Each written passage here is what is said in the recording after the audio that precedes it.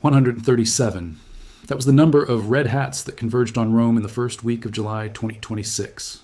137 cardinals arriving from 61 countries, some from places so remote their flights required 3 separate connections.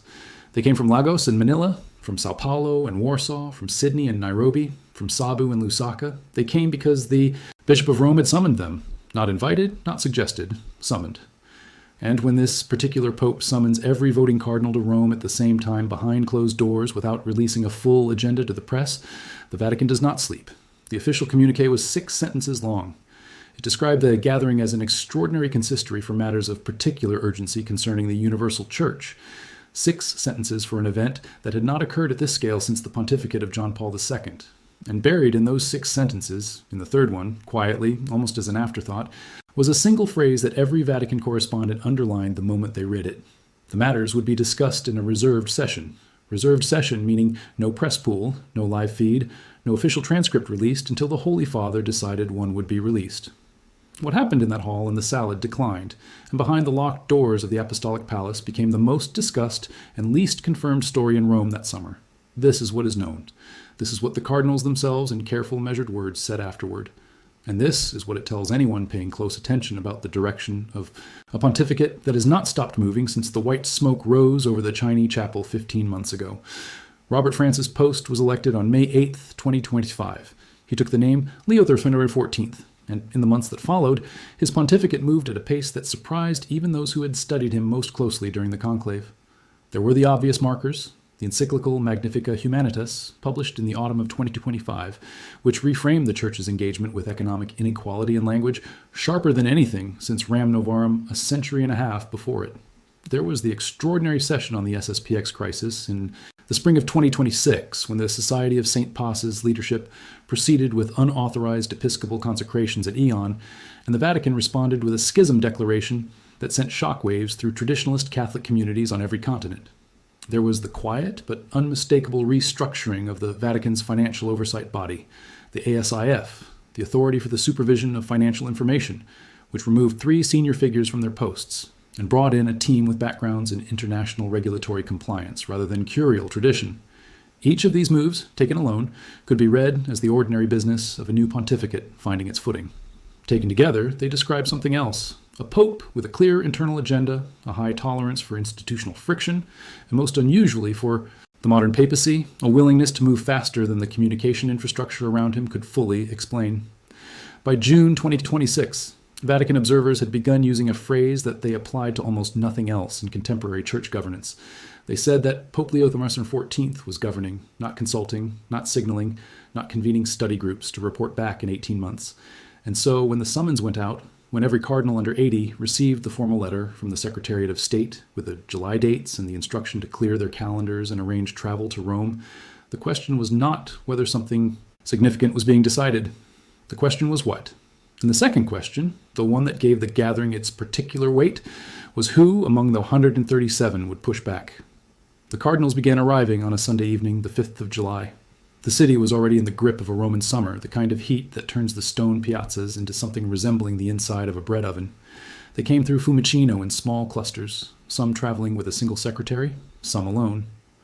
Cardinal Fridolin Ambongo Basungu of Kinshasa, one of the African Church's most prominent voices, and a figure who had spoken openly during the conclave about the need for a church that understood the Global South not as a mission field but as a source, arrived on an early evening flight and was met at the gate by a Vatican protocol officer.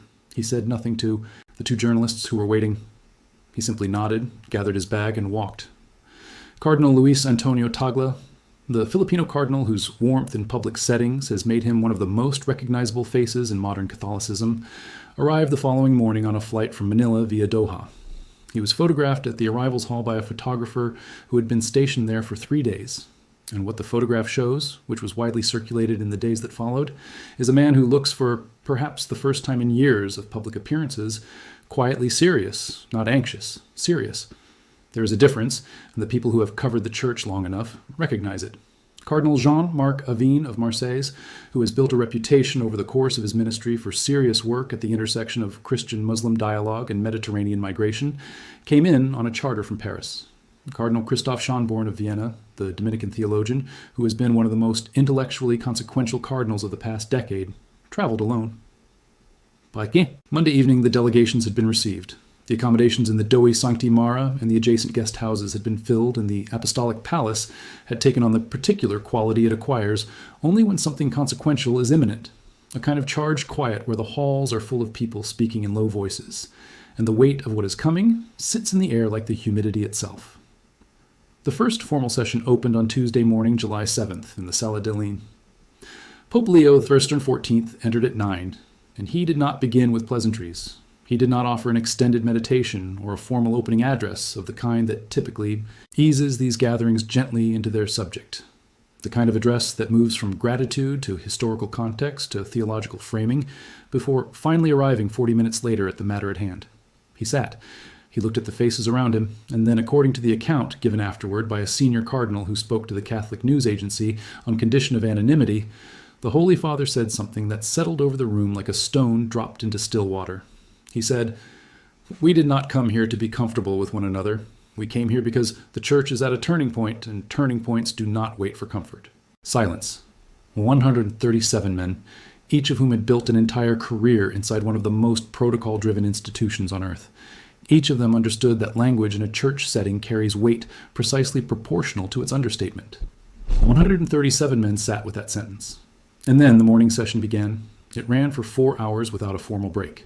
What is publicly confirmed from that session is limited but significant. Cardinal Pietro Parolin, the Secretary of State, presented a document. The cardinals present described it variously as a memorandum, a working paper, a dossier that outlined 3 areas of what the Vatican termed structural urgency. The first concerned governance, specifically the relationship between the Roman Curia and the episcopal conferences of the global church, and the question of whether the current architecture of authority, built largely in the era of Paul VI and modified incrementally ever since, was still adequate for a church whose center of gravity had demonstrably shifted southward and eastward over the past 4 decades. The second area concerned the SSPX situation and its aftermath. The Schism Declaration of April 2026 had been clear in canonical terms, but the pastoral reality on the ground was considerably messier. Communities in France, Germany, the United States, and Brazil that had worshipped with the society for decades were now in an irregular situation. And the question of how the Church engaged with those communities, whether with the door firmly closed or with a structured pathway that did not require capitulation on either side, had not been resolved. The third area, the one that generated what several cardinals later described as the most intense exchange of the entire consistory, concerned finance. And then he said something even more striking than the opening line. It came midway through the morning session when Cardinal Parolin was walking the room through the financial portion of the document.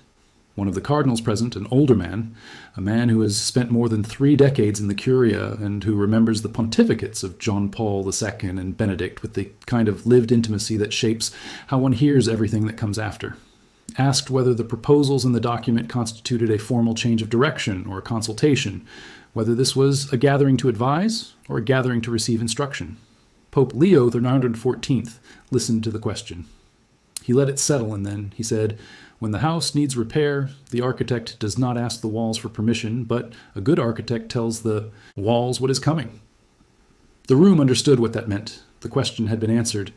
It is worth pausing at length on the financial dimension of what was discussed because it is where the trajectory of the morning session and the subsequent closed meetings connects most directly to what Pope Leo XIV has signaled repeatedly, and in language that is unusually direct for a sitting pontiff, about his understanding of the Church's relationship to money and to institutional power.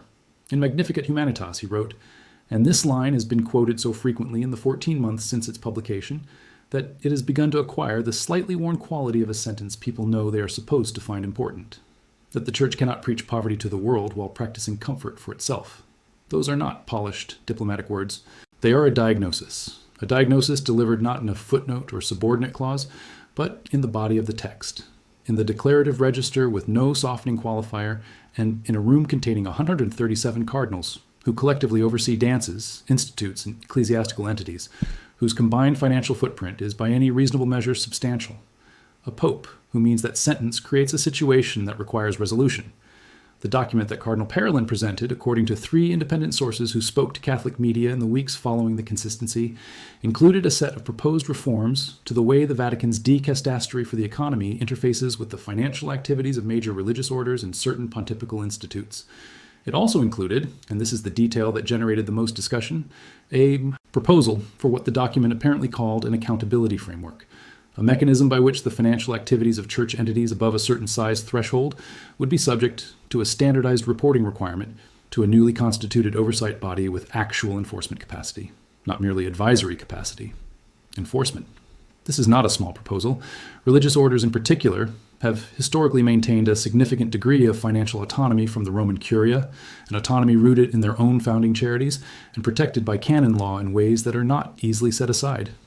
To propose a framework that reaches into that autonomy, even gently, even with language about transparency rather than control, is to touch something that touches the deepest questions about how the church is structured and who ultimately holds authority over its material life. It is to say, in institutional terms, that the age of informal trust as the primary mechanism of financial governance in the church is over. The afternoon session of the first day was by all accounts the most heated of the entire gathering. Not heated in the sense of raised voices or visible confrontation. This is the College of Cardinals, and certain norms of decorum are load-bearing, but heated in the sense that the exchanges were frank in a way that formal Vatican communications very rarely capture or acknowledge. Cardinals from the Global South, led in the discussion by Cardinal Mbongo Basungu, pressed for a version of the governance reforms that would give episcopal conferences genuine decision-making authority rather than consultative status. That distinction matters enormously in practice. Consultative means the Curia listens and then does what it was going to do anyway. Decision M means the answer can be no. The difference between those two things is the difference between a federation and a monarchy. And everyone in that room knew it. Cardinals from the European Church, several of whom represent institutions with centuries of accumulated administrative precedent and a corresponding investment in the current architecture of authority, urged caution. They spoke about the risk of moving faster than the canonical architecture could accommodate, about the unintended consequences of structural reforms that seemed straightforward on paper and produced complications in practice, about the importance of continuity. These are not unreasonable arguments. They are, in fact, the arguments that have preserved the institutional stability of the Catholic Church through centuries of change that would have destroyed less durable organizations. But they are also arguments that, in a different register, can function as a defense of whatever currently exists.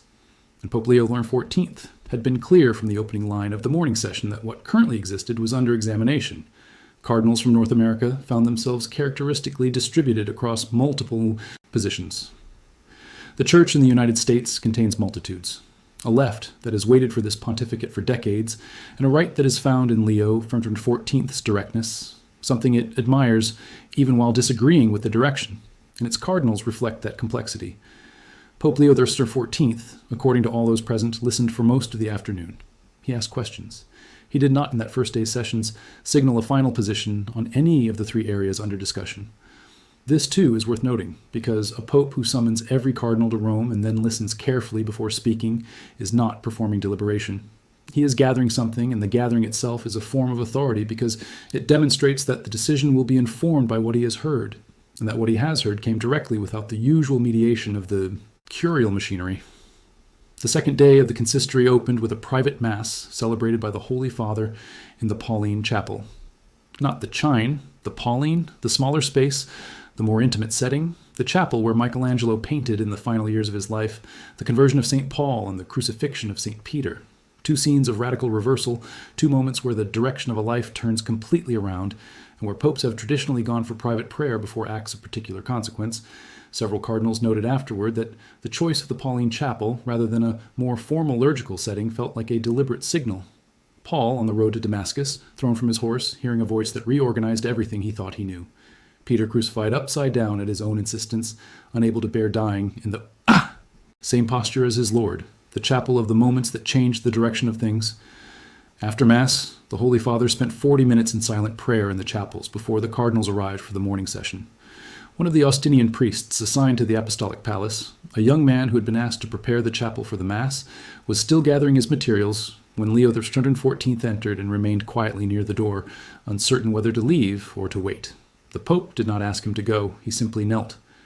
And the priest who told his superior about the encounter the following morning said that in 40 minutes of silence, the only movement he observed was the Pope bowing his head slightly, once at a point he could not precisely identify, as though he had heard or decided something.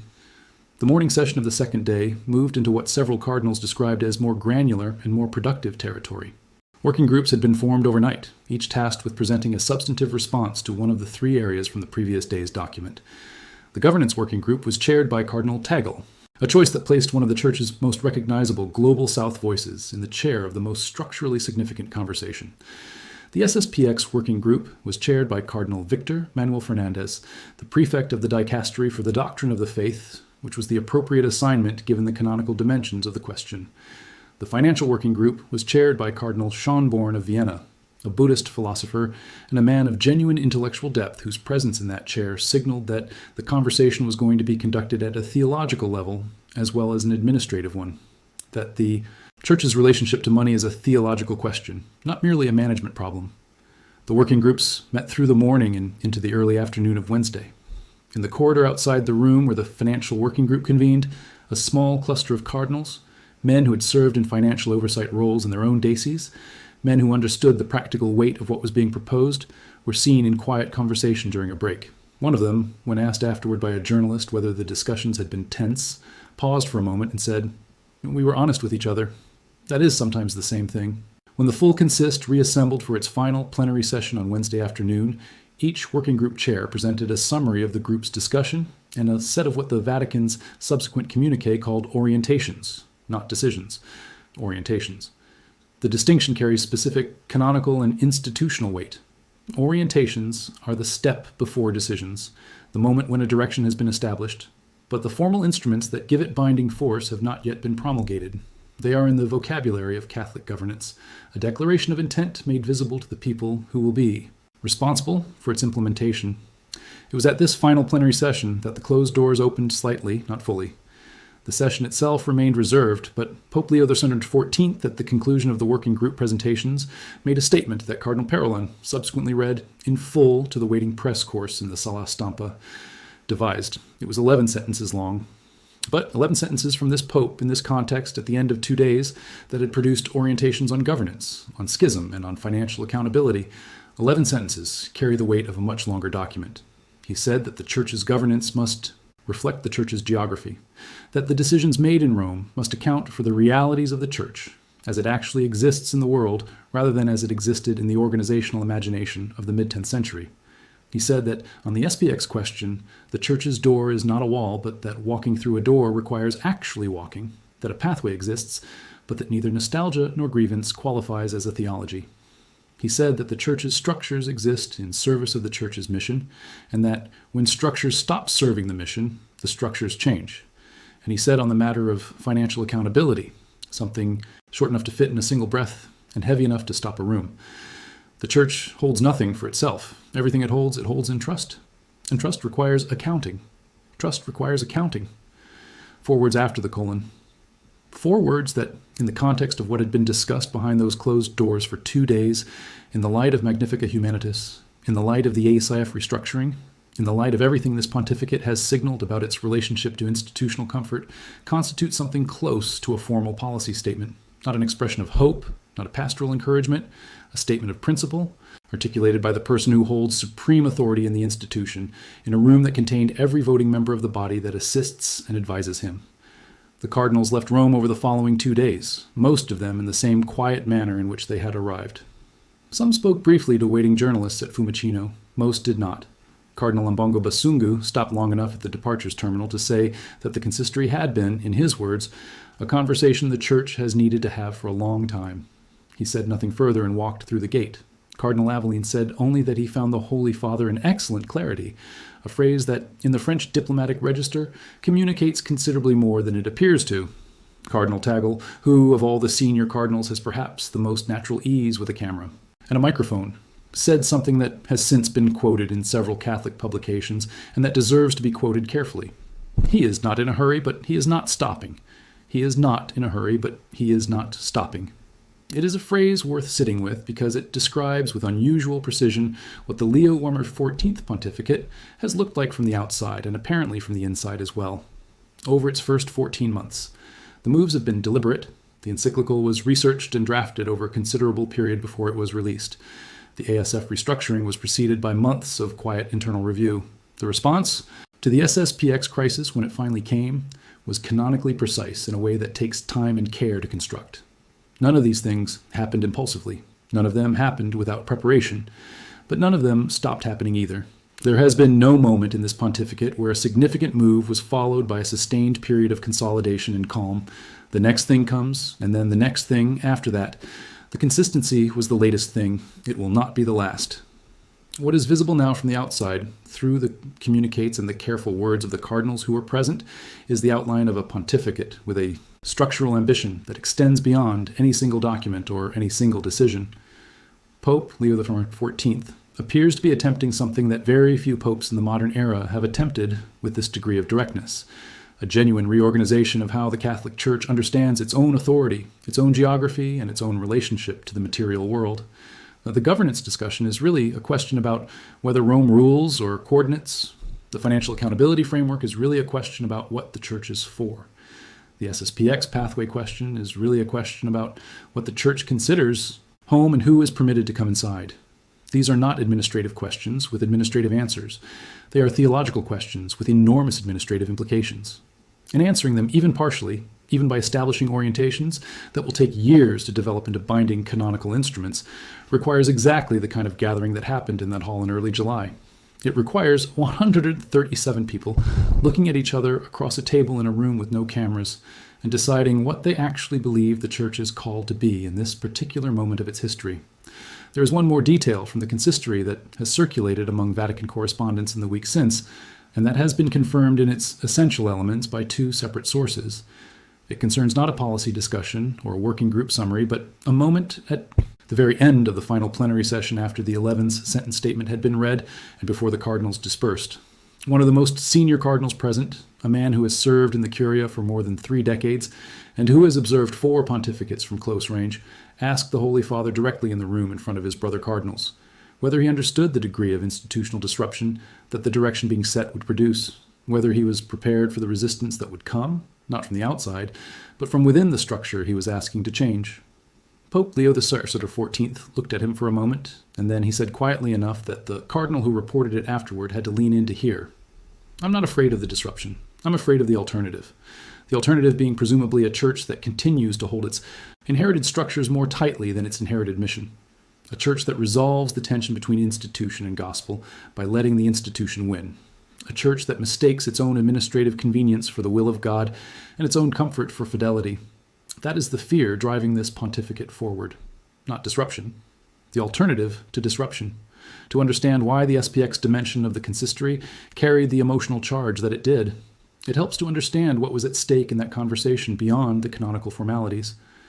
The Society of St. Paz was founded in 1970 by Archbishop Marcel Lev, a French missionary bishop who rejected the reforms of the Second Vatican Council, and who believed with a sincerity that was not in question, even among those who disagreed with him entirely, that what the Council had produced was a rupture rather than a development, a departure rather than a renewal. For 50 years, the relationship between the Society and Rome had been a complicated and sometimes acrimonious negotiation between an institution that could not formally accept a community that rejected its authority, and a community that could not formally accept an institution it believed had departed from tradition. There had been moments of apparent progress: the lifting of the excommunications of the Society's bishops in 2009 under Benedict XVI, the extended talks under Francis, and then the consecrations at A1 in April 2026, which ended the negotiation. The schism declaration that followed was canonically necessary. But the pastoral consequence, tens of thousands of faithful Catholics, many of them elderly, many of them people whose entire sacramental life had been formed within the Society's structures, was a human reality that the canonical necessity did not resolve. These were people who had baptized their children in Society chapels and buried their parents from them. People for whom the traditional Latin Mass was not an aesthetic preference or a political statement, but the form through which they had encountered God. The Schism Declaration said in canonical terms that their pastors were now outside the full communion of the Church. It did not say what they were supposed to do on Sunday morning. This was the question the SPX working group spent most of its time trying to answer. Not the question of whether the declaration was correct, it was, But the question of what a church that describes itself as a field hospital in the famous image of Francis does with the wounded who arrived carrying the wrong paperwork. Cardinal Fernandez, who chaired the group, is a man who has spent considerable professional and spiritual energy on the question of how mercy and doctrine relate to each other without either being reduced to the other. The discussion in his working group was, by the accounts of those present, the most theologically careful conversation of the entire consistory and the orientation that emerged from it. The phrase that appeared in the communiqué was careful enough to be worth reading slowly. A structured pastoral accompaniment distinct from regularization, open to individuals and communities willing to affirm the full teaching of the two Vatican councils. Structured pastoral accompaniment, not reunion, not reinstatement. A middle passage, a way of being present to people who are in an irregular situation without either abandoning them or pretending the irregularity does not exist, whether that middle passage leads anywhere permanent, whether it eventually opens into a larger resolution, or simply maintains a dignified proximity without full communion. That is a question the orientation does not answer, and perhaps cannot answer yet. The cardinals flew home from Rome carrying that with them, each to his own diocese, his own pastoral reality, his own community of people who look to him to translate what happens in the halls of the apostolic palace into something that means something in the ordinary texture of a life lived in faith. They carried it through the heat of an African summer and the mild gray of a northern European autumn, through the beginning of spring in the southern hemisphere and the dry season in parts of Asia and the Pacific. They carried it in the careful public language of a church that has learned over 2,000 years that the things announced too loudly are often the things that go wrong, and that the things that actually change the world are often the things said quietly in the small hours in a room where the doors are closed. What happened behind those closed doors was not a power struggle. It was not a rebellion managed in secret. It was not a crisis contained by silence. It was a reckoning, deliberate, structured, and quietly historic. And between a pope who knows exactly where he is going and a college of cardinals, that is one careful conversation at a time, beginning to understand the distance he intends to travel. Some of them will accompany him willingly. Some will accompany him reluctantly. Some will accommodate the new direction while privately believing it will moderate over time, and some, perhaps, will spend the years ahead discovering that it will not. What is certain is that the orientations have been stated. The working groups have presented their summaries. The Holy Father has spoken, and what he said in 4 words after a colon is that the Church holds nothing for itself. Everything it holds in trust, and trust requires accounting. That is the story of what happened in Rome in July 2026, not in the press briefings, not in the official photographs of 137 men in red walking through ancient corridors, but in the silence of the Pauline Chapel on a Wednesday morning. And in the question, a veteran cardinal asked at the end of 2 long days, and in the answer that came back quiet enough that he had to lean in to hear it, clear enough that everyone in the room understood it. The Church is at a turning point.